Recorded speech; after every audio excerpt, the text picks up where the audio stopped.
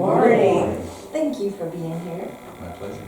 So this year we are really spending our time exploring faith stories.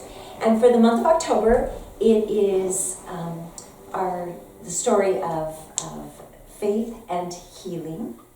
And it's our people in the medical profession. So Dr. Scott Hamblin agreed to be here today to share his story. So thank you very much for being willing to share with us and allow us to know those parts. Thank you. So as Ashley said, my name is Scott Hamblin. I moved here in 2014 with my spouse Jeff. I'm sure many of you know him, along with our three children, Joseph, Elizabeth, and Catherine. So we're a two-dad family with three kids. We adopted all three of our children from birth, all within 21 months of each other. So, wow. Yes, we had three babies in diapers all at the same time. It's not how we expected it to be, but I tell people often, God has a wicked sense of humor. Be careful what you pray for. Thought I wanted 5 or 6 there at first, but after 3 that quickly I moved up. Anyway, I'm a Midwestern boy. I grew up in Ohio near Cincinnati. Grew up low-income kid, blue-collar family. My dad worked in a paper mill all his life. My mom was a stay-at-home mom most of the time. I was a smart kid growing up, I guess. And I had a grandmother who was quite frail and ill and insulin-dependent diabetic. I was always in and out of the hospital sick. And just remember the interest I had in that as a kid, like what caused her illness or ailments. I always wanted to help her with her insulin injections, help her with checking her blood sugars, things like that. I think that's where I first got my interest in wanting to take care of people. I didn't know exactly how that was going to look like. I didn't know if that was ever going to happen. Being from a poor family, I didn't know if I would be able to afford to go to college and then off to medical school, but somehow, some way I was able to make that happen. $200 and some thousand later in debt, but I did. Met a really wonderful mentor when I was in medical school. His name's Alan. He's been here before, the church, a few times. And he was a great example of a really passionate caregiver and a very faithful man as well. Catholic, a very faithful man, and he incorporated his faith a great deal in his practice. And I appreciated that and respected that and admired that in him, and always thought from then on that that's the kind of provider I wanted to be when I grew up and graduated and became a doctor. It wasn't until my 3rd year at medical school that I did my peds rotation. I did not know what kind of doctor I wanted to be at that point, but there was just something about pediatrics and the innocence of a child. And when they come in sick, they're scared, they're afraid, they don't know what's going on. It just touched me in a certain way. I just knew immediately that's where I needed to be. So at that point, decided to pursue pediatrics. Went off to residency after I graduated from medical school at Northeastern Ohio College of Medicine near Cleveland, and moved down to Florida to do my 3-year residency at Arnold Palmer Hospital. And that's where I met Jeff, and that's where we started our family. Graduated from residency in 2009, and then from 2009 to 2014, we had 3 children and moved from Florida all the way to Oregon to start a new life. So that's what brought us here. When I first moved here, I took a job with Silverton Health, which was still just Silverton Health at the time. And we were trying to build a pediatric division there. But then shortly after, Silverton Health merged with Legacy, and that never came to fruition. So I popped around to a few places trying to find the right place for me since then. And joined Childhood Health Associates in Salem. They were opening a small office here in Silverton, and that was my goal from the very beginning, was to have a pediatrician here in town. So I was excited about that, but then COVID came and put a wrench in everybody's lives for quite some years. And the branch clinic here in Silverton fell victim to COVID, so they closed that clinic down. And then I decided to try to start a private practice here in town with another provider from that practice. That's when I opened up Small Town a couple of years ago. It did not work out very well for various reasons, so I just opened up my own practice here in town called Rainbow Valley Pediatrics. So that's sort of like my story leading up to where I am now with my life and my career. My kids are now in 4th, 5th, and 6th grade. When we first came here and started going to church, Joe was just 3, and the girls were still barely walking. So you can see they've grown a lot since we joined this family. And we were greatly appreciative of the welcome we got when we first came here, because we knew immediately that this was the place for us. Because I'll be quite honest, prior to that, I had sort of lost my faith for a while. I grew up Southern Baptist, went to church with my grandparents when I was a young child. My parents never did really go to church, but I always was interested in my faith and explored my faith as a child and was curious about it, and truly believed in God. But as I got older and started learning more about myself, particularly the part that I'm gay, which is just part of me, not all of me, what was being said in church really made me uncomfortable and scared, quite honestly.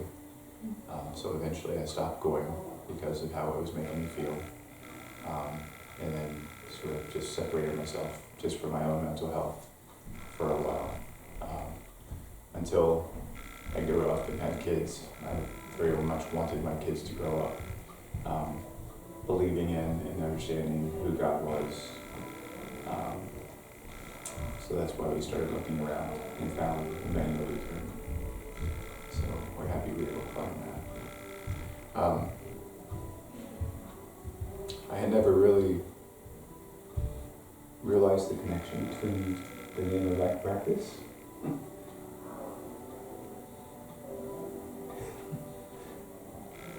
and some of the meaning it has in the Bible, until I started reading some of the verses. And the main verse that comes up all the time when you look it up is from Genesis, where God made his promise after the flood, where he saved Noah and his sons, and said, "I promise to you is never again will I destroy the earth by a flood." And I think he meant not only just by flood, but just he was there to protect us from from catastrophe, from whatever. He was our protector, and made that covenant at that time that that's what he would be for us. And I kind of see myself as that for my kids sometimes in my practice. I see a lot of troubled kids. I see a lot of great kids too, with great parents, really stable lives. They're always fun to hang out with and, laugh with and, go over healthy eating and exercise and all that stuff. But there are other families that aren't quite as fortunate and struggle, experience extreme poverty, discrimination, abuse, whether it's physical, emotional, parents addicted to drugs.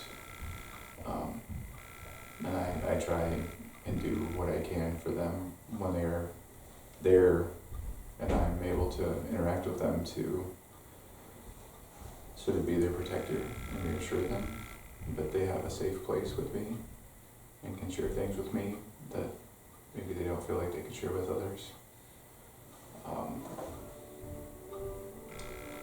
I pray to God every day that I'm here for Him to work through me to help kids in any way He sees fit. And that's what I try to do. Just be there for them. Anybody have any questions?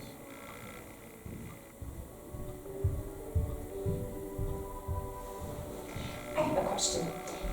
Sometimes science and faith bicker. There are folks who often make a decision that it's an either or. How has that been for you? Have they ever bickered in your spirit, science and faith? Oh, yes. And could you talk a little bit about that and talk a bit about how you hold both of them? Well, by the time I'd gotten into medical school, I sort of separated myself from my faith and was considering myself not atheist, but sort of agnostic, which means, you believe in a higher power, you're just not sure what that higher power is and how it relates to you. It's a bit confusing. So I was in a confused state during that time.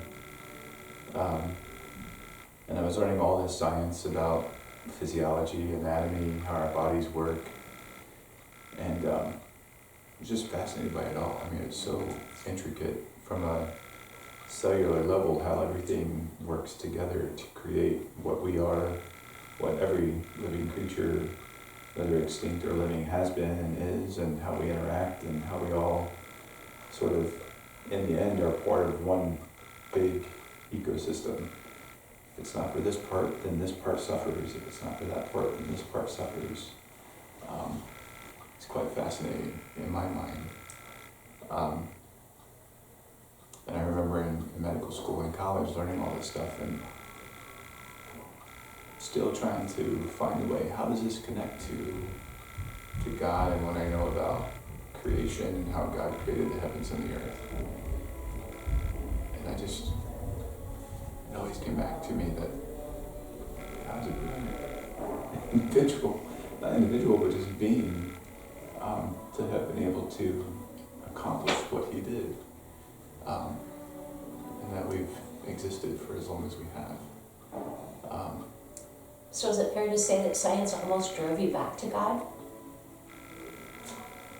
It certainly helped me not get any farther away, if that makes sense. Still kept me holding on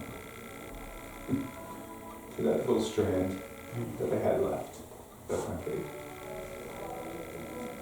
For sure.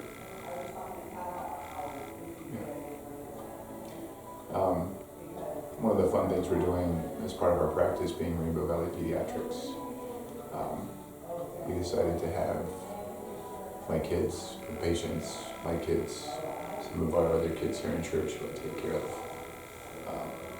paint their own expression of a rainbow.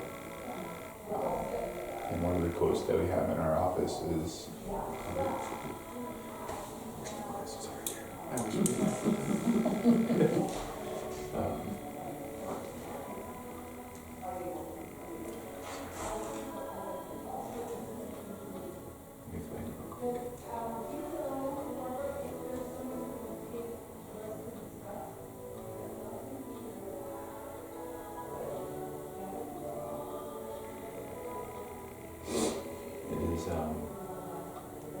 children are beautiful, are as beautiful as a rainbow, and inside every child is a rainbow waiting to shine. So I thought it was fitting that we ask our kids to paint rainbows for us, that we display in our office, in the exam rooms, in the hallways and stuff.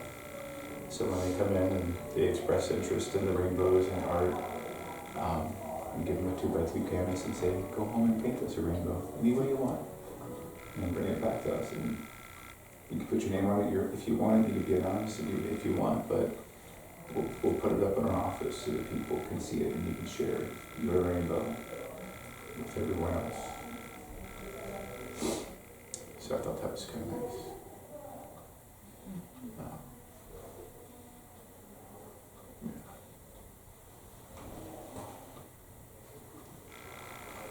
You even grew your family because of your practice. Is that not true?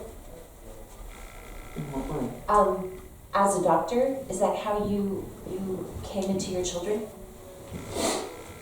Yes. Can you share anything about, can you share that story? I told you where I did my residency. It was a children's hospital in Orlando called Hamblin Hospital. They had a very busy labor and delivery unit there. For the 5 years that I was there as a pediatric hospitalist when I graduated from residency, which is a pediatrician who just works in the hospital taking care of sick children and mostly, newborn babies who were sometimes sick at first. They were number 1 or number 2 in the country in the number of deliveries they would have every year there, about 13,000 babies a year. So they were very busy. So some days it was like an assembly line of babies that we would check and examine and make sure we're okay and go and talk to the parents every day. So I remember it very clearly. It was a Tuesday before Thanksgiving. Jeff's mom and brother were in town. My friends were in town to celebrate Thanksgiving with us. I did not want to go to work that night. I was dreading going into work because I was on call that night for the practice and was procrastinating and dragging my feet going in to make my rounds and do what I had to do, but eventually got off my butt and went to work. And I went to the nursery to do my rounds to see the babies who were born that day and do my thing. And there were some nurses up at the nurses station talking with some of the social workers about a bufa baby. For many of you who don't work in a hospital probably don't know what a bufa is, but it's what they put on the baby card instead of the baby's name, and it stands for baby up for adoption. Because there's, have to remain anonymous, things like that, especially for closed adoptions. So I was always a sucker for the bufas. Because, there for a while they did not have a family. They were in limbo. And always knew that I wanted a family, and that was going to be one of the few ways that I knew that I could have a family, being gay. So I'd always spend extra time with them. I would come and do their feeds in the middle of the night. The nurses would let me come in and come and hold them for a while, give them some extra love and attention, because they didn't have family there who were doing it until their adopted parents were able to be notified and come. This mom, her story is she did not know she was pregnant. She came in with pain, thinking she was having a UTI. And they said, "No, honey, sorry, hate to tell you this, but you don't have a UTI, you're about to have a baby." And she delivered after this little 5-pound, 7-ounce little boy, who was Joseph. I didn't think anything of it. I was like, oh, nothing really good for I'll play with him, give him some love. Like, Dr. Hamlin's mom, she wants to put him up for adoption. She did not know she was pregnant. She doesn't have a family picked out for him yet. And she's going through a private agency. I'm like, well, okay. She's like, they're like, no, you don't understand. You need to go talk to her. There's a chance that maybe you could adopt this baby if you really wanted to. I don't know. That may be crossing some ethical lines, between doctor and patient, because he was on our service. But the social worker checked into things. She assured me, she said, as long as you go with the witness, and there's a witness saying that you did not bribe her or coerce her, just introduced yourself and expressed your interest, perfectly nothing wrong with that. So I went in and introduced myself that night after contemplating and stewing about it for a few hours, calling Jeff, asking him if he was sure he was ready to be a dad, and he assured me, yes, absolutely. I went and talked with her. Her name is Felicia. We had a great conversation. We talked for almost an hour probably, and she was so excited to be able to meet who she thought might be a good fit for her baby as far as parents. She said, I have this portfolio of families that I'm going through, and I don't know what to do. She just didn't feel a connection, or one just didn't stick out to her. So I said, don't make any decisions tonight. I want you to sleep on it, think about it. I want to bring my partner up to meet you tomorrow so that you know both of us and get to meet both of us before you decide. And I was like, is that okay? Can I bring him up to meet you? She said, absolutely, please do. So I remember calling Jeff in tears, letting him know what was going to happen, what was happening. Didn't sleep a wink that night, even though I could have. Call was not that bad. Get up the next morning, Jeff and I go to meet her, and as we're walking down the hallway to her room, we get about 20 feet from her door, and we see two ladies coming out. And we sort of meet them at the door. They say, are you Dr. Hamblin and Mr. Brown? We're like, yes, we are. Jeff and I were not married yet at the time. They said, well, congratulations. You're the parents of this little boy. We're like, what? I thought we were going to talk with her first so she could meet Jeff before making that decision. She's like, nope. She said she's convinced this is the right thing. She wants you two to be the parents. She still wants to meet Jeff, so if you guys want to go in and talk with her, but she's already made up her mind. So we got ourselves together, because obviously we were a bit emotional. Went in, cried with her, laughed with her, talked with her, made sure she was okay with the decision she was making, because I really wanted her to be okay. And she assured us that she was. She had already had one little girl, a 15-month-old, that she was just starting to get on her feet with, and was being able to take care of her the way she felt she needed to be cared for. I was afraid that if she brought another baby home, it would take her right back to square one, and they would be struggling again. So she was very thankful that Jeff and I were willing and wanting to take Joseph. So that's how we ended up with Joe. So we got to take him home. We had just decided to start the foster to adopt program at that time through the state of Florida. Florida had just made it not legal, but took away the barriers that were there for same-sex couples to adopt. So there were certain judges in certain counties who were willing to make those adoptions legal. Not the county we lived in, but a county adjacent. So the adoption agency was doing all the adoption cases through that county because they knew they could get them cleared. So we had to start the whole sort of intake process.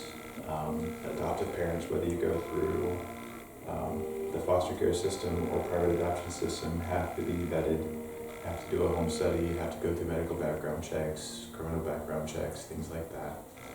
So we had to start that whole process right then and there, which oftentimes takes months. We got it done in 9 days. Oh. Wow. Another face of God along that path, right? Yes. At the time, too, my grandfather, who was almost 90, was in his late 80s, was living with us. He was an old guy from the hollers of Kentucky, very hardworking man. Literally nearly worked his fingers to the bone throughout his life. He had no fingerprints left on his fingers. So we had to take him back to the place to get fingerprints done 3 times before we were finally able to get fingerprints that they would accept. And everyone who lived in the home had to be cleared before we could bring Joseph home. So begrudgingly, my grandpa went through 3 times of having to get his fingerprints done. Finally, we were able to get it done. Joseph was in what they call cradle care, which was the private adoption agency's form of their own foster care system. But the cradle care mom who took care of Joe was so gracious and kind. She brought Joe over to the house every day for us to spend time with him so that we didn't miss a day without him.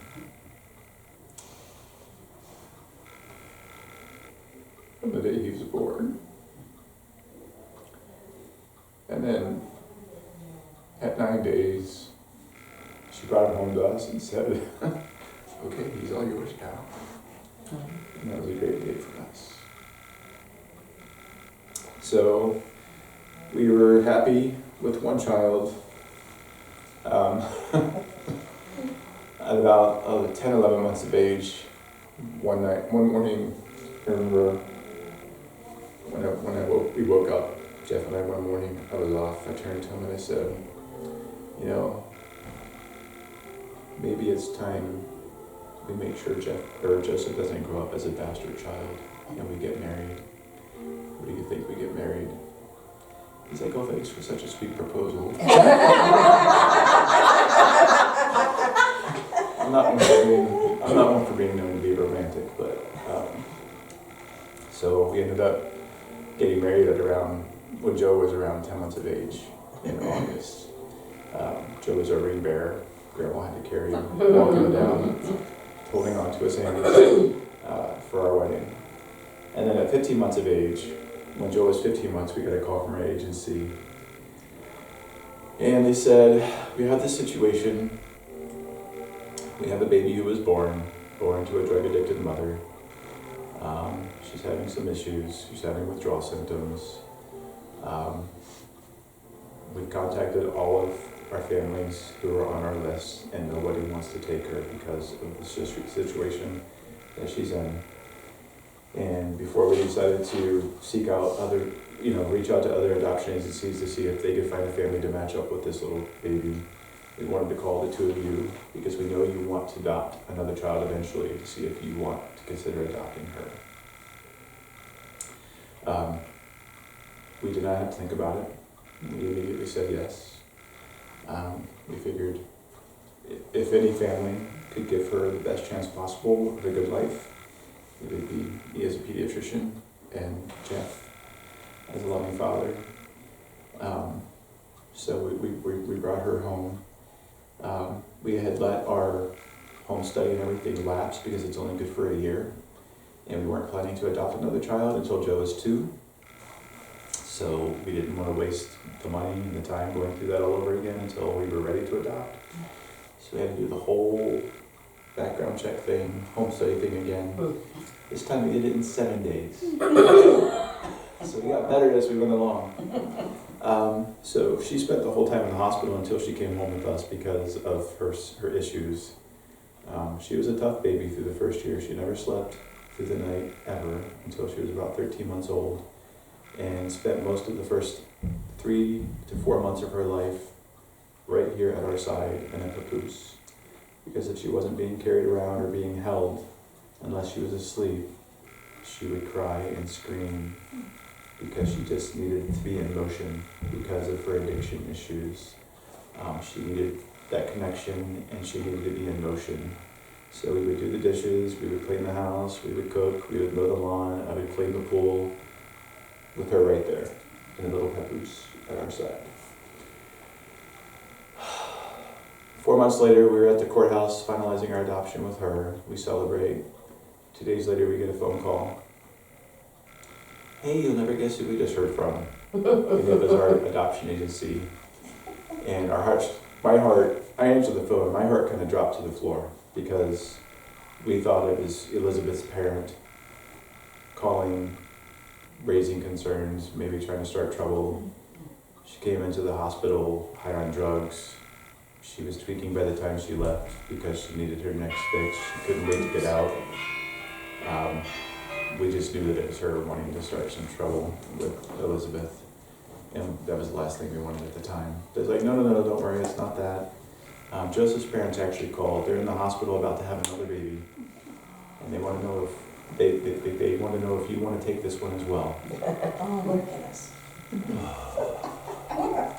I can't tell you the mixture of emotions I was experiencing at the time, from anger and disgust to pure glee and happiness that, oh my gosh, we're about to have a third child, but was so conflicted and confused. I was like, okay, can you give me a few minutes to talk with Jeff?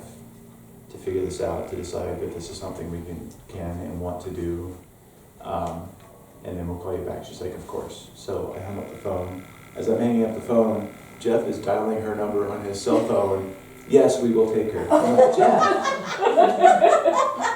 we need to talk about this first. But anyway, yeah, that's how we ended up with number 3, so close together. It's not a typical adoption story, very unusual. But because we got 3 so close together and Elizabeth was such a difficult baby, we decided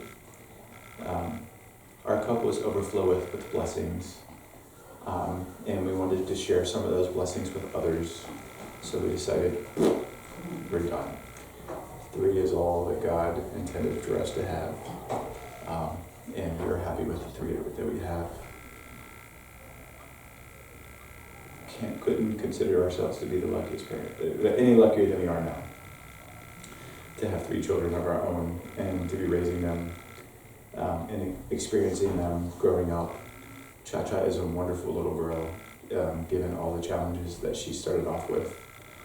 She's so creative, she's so empathic, so loving, so intuitive to other people's feelings for her age. She's just the sweetest little girl. Yeah, she does have her challenges with learning. She's dyslexic. She struggles with school. She's small because of her exposure to drugs in utero, but we're hoping that when she hits puberty, she has some catch up. But she couldn't be any more perfect than she is, given the start that she had. So we consider ourselves very lucky, and I thank God every day for what we have, and for the life that we've been able to create for ourselves, and that God has helped us to create for ourselves and for our children. It's pretty amazing. Pretty amazing.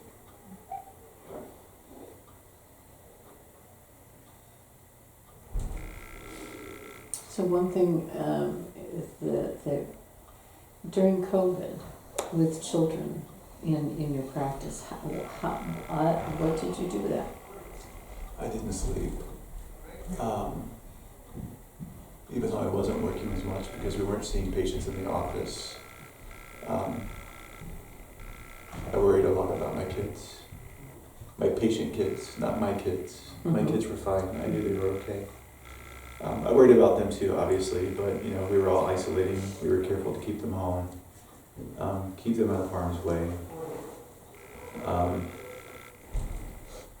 But I worried about those kids that didn't have support at home.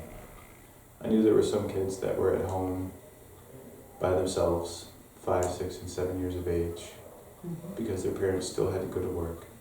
They couldn't afford daycare. So they were at school at home alone, expected to get online on their own, do online school on their own, feed themselves on their own. It broke my heart. I was torn because I knew what we as a society was trying to do in keeping people home, keeping people separated, reducing the spread of the disease that we didn't know much about. It was killing people. We were trying to keep the numbers down as far as the numbers of deaths that we were experiencing from the disease. But there was so much other pain and suffering as a result of COVID besides just COVID. And unfortunately, I feel like our kids suffered a great deal because of the isolation, the lack of support that they got from the schools.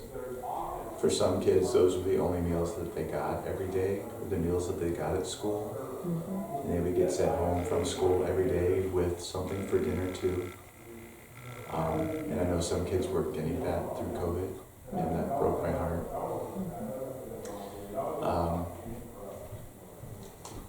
Yeah, it was not a fun time. So I was up a lot at night worrying about those kids and worrying about it all. Worrying about myself, my family, in addition to other kids and their families, were we doing the right thing? Or were we making it more problematic? I still don't know the right answer, honestly. I don't. And now we're, in 2020, almost 2024, and I still see the impacts that COVID had on kids, you know, second, third, and fourth graders who experienced kindergarten, first, second grade, homeschooling, not having that interaction with other kids. A lot more children who are academically and socially behind because of that. And it's frustrating to everyone. Parents, teachers, the children, the providers, the administrators of the schools. I mean, it's a challenge for everyone. And I think it's going to take all of us to try and fix that. So I pray every day to God to give the teachers the strength and support, and the administrators the strength and support to endure what they're enduring now. Because they're dealing with a lot of problematic kids with a lot of emotional baggage left over from COVID that expresses itself in many different ways in children, through aggression, through isolation, through acting out. And they have to deal with all of that in addition to trying to teach the ABCs and 1, 2, 3s and all the curriculum the state expects them to teach. Yeah, they've got their work cut out for them, for sure. For sure. Do you have any contact with the biological parents? We don't, and that was a mutual decision. The Cha-Cha's birth mom absolutely did not want any contact. It's funny, I don't know why she decided to complete the pregnancy with Elizabeth, because she'd already had 6 abortions prior to that. But for some reason she decided to keep Elizabeth and have her. I'm sure that was challenging for her, but a blessing for us. And Joe and Katie's birth mother, they have the same birth mother and birth father. They did not want to have any contact. They didn't even want their family to know about Joseph and Catherine. So yeah, we're all closed adoptions. But we're very open with the kids. I mean, obviously being into that family, it's hard to explain where they came from. We can't say they came from one of us. God took care of that one, didn't he? So we're pretty honest with them. They know their birth mother's names. Joe and Catherine obviously know a bit more about their birth mother, Felicia, than Katie knows about her birth mom. But we've even shared with Elizabeth that her birth mom was a troubled woman and had issues, and there was a reason why she couldn't care for Elizabeth the way Elizabeth deserved to be cared for. And Elizabeth asked questions, and we answered them to the best of our abilities, appropriate for her age, and we'll be more open and honest as she gets older and can understand better and more about it. And the same for the other 2 as well. And we know that there will be someday where they'll want to maybe meet their birth parents. And we have no problem helping them to find them, to help facilitate that, if that's what they want. I would want the same for myself, I think, honestly. Be curious and want to meet the people that I came from biologically if I were adopted, so I don't want to keep that from my children either.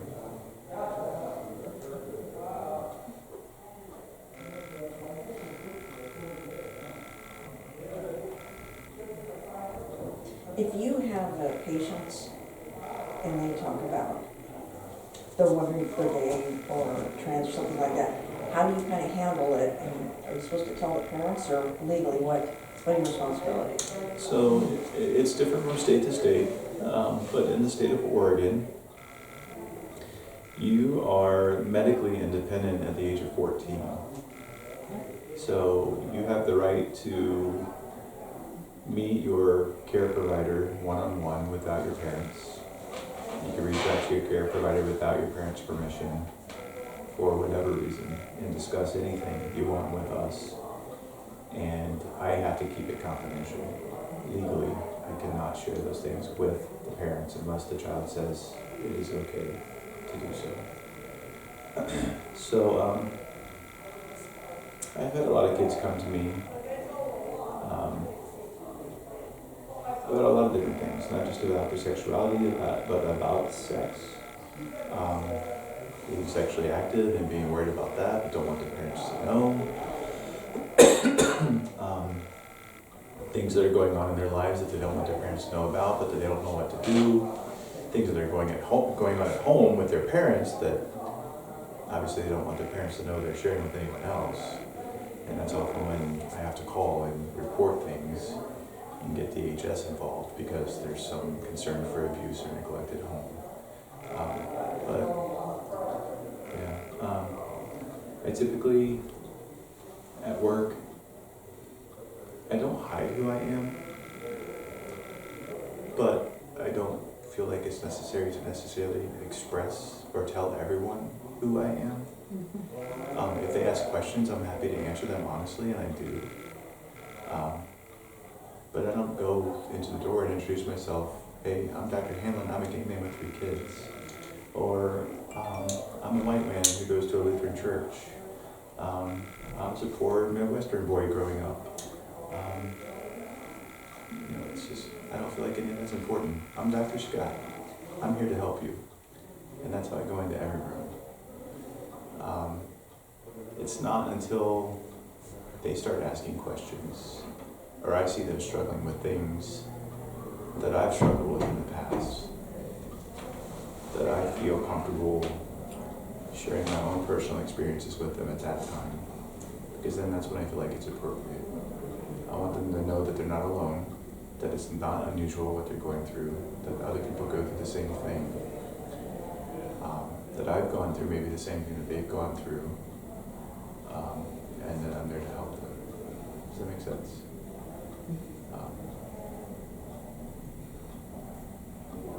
So yes, there are some that know my story, there are some that don't.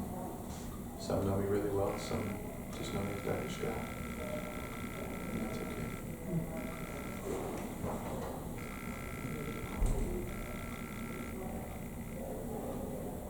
Have I prayed with some of my patients? Yes. But I don't necessarily, I don't share my faith with all of my patients, if that makes sense. If I know they're very faithful people, I will bring faith into play when it comes to talking about their health and healing and praying for healing and, trusting in God that He will lead you in the right path. But it's not something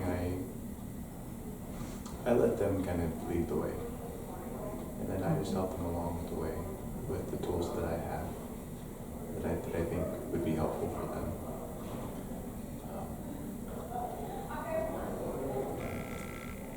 But I do pray every day to God that He helps me to make the right decisions for my kids every day. That He uses me as a conduit to help my kids. Because I realize I'm only human, I'm fallible, I make mistakes. So I pray to God to help me to not make those mistakes. Or if I do, to at least acknowledge them and be open and honest about them. And share them with my families and my kids. I'm sorry, I messed up this time. I didn't diagnose this the right way. We gotta start over again. Or we gotta do something different.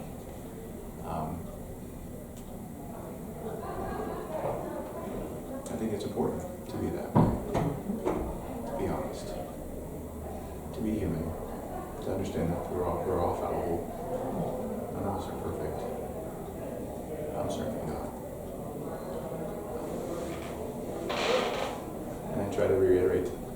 kids too, my own children and my patients as well. Some of those type A kids that come in that are always like nervous wrecks because they need a straight A on everything and they need to do this perfect, they need to do that perfect. I was one of those kids growing up. I was like, dude, let up on yourself a little bit. It's okay. You can get a B in phys ed. It's not the end of the world. I got an F in calculus my senior year of high school and I thought I would die.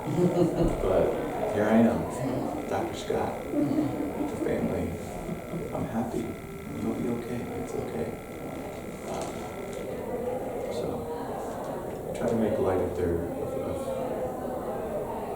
end of world situations. Because, you know, with kids, sometimes the smallest things are like the worst things in the world. You know what I mean?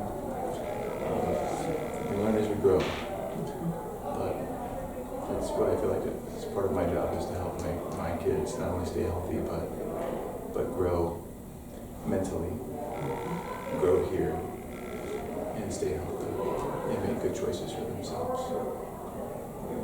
That's my goal. I see a real need for mental health services for kids. Where do you, and there just isn't. No, there isn't. How do you deal with that? I am the mental health provider right now. Which is sad because I don't have the proper training for that, honestly. But I'm glad that it's you doing that. I do the best that I can. Yeah. But we are desperate for mental health in our community, and we're not the only community. We're desperate nationwide. There are some areas that are better off than we are, but we're one of the worst areas, I would say, for mental health, both for adults and for children.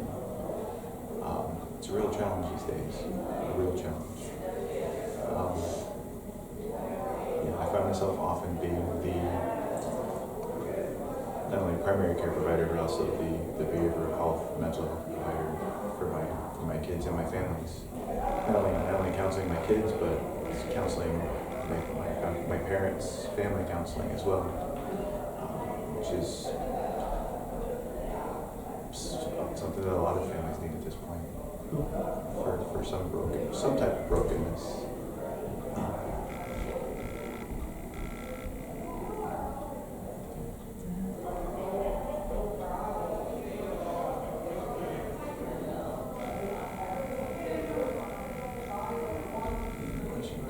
Audrey, you're a nurse, ex-nurse. Yeah. Anything to share about what I've shared? Well, all I can think about is the privilege that we have had in this church the day you and your family entered. Thank you for that privilege of Yes. knowing you and your kids. Thank you. I appreciate that so very much. I know my kids can be a pain in the butt sometimes, but they're good kids.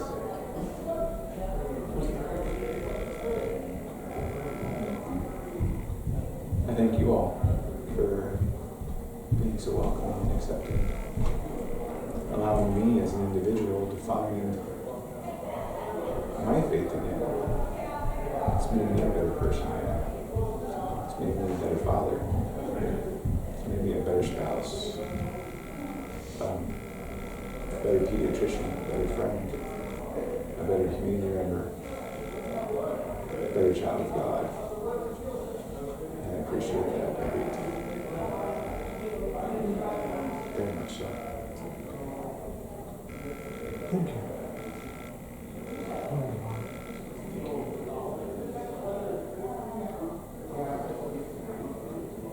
Anything else?